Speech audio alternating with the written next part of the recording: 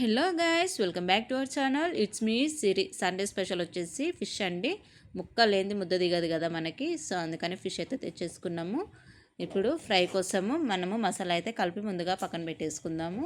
ఇందులోనే ముక్కల్లో కొంచెం అంతా పసుపు, అలాగే 1 టేబుల్ స్పూన్ సాల్ట్, మన స్పైసీకి సరిపడా కారాన్ని అయితే యాడ్ చేసుకోండి. నేను ఇక్కడైతే 3 టేబుల్ స్పూన్స్ కారాన్ని అయితే యాడ్ చేసుకుంటున్నాను.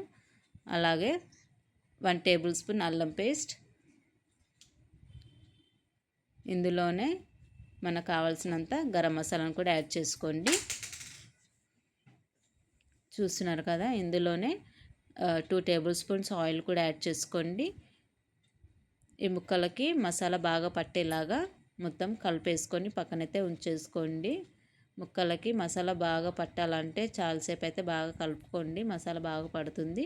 ఈ విధంగా కలిపేసుకొని ఒక హాఫ్ అన్ అవర్ పాటు అయితే ఫ్రిడ్జ్లో అయితే ఉంచేసుకొని ఇంకా బాగా పడుతుంది మసాలా.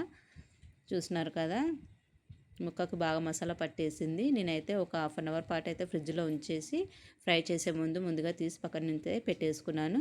ఇప్పుడు స్టవ్ వెలిగించి కళాయి పెట్టుకోండి.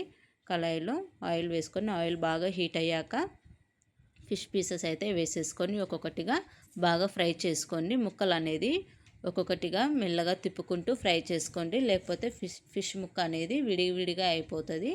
సో అలా కాకుండా ఒక్కొక్కటిగా మెల్లమెల్లగా తిప్పుకుంటూ బాగా ఫ్రై చేసుకోండి. కలర్ అనేది గోల్డెన్ బ్రౌన్ వచ్చే వరకు అలా ఈ విధంగా నేను చూపించిన విధంగా అయితే ఫ్రై చేసేసుకోండి.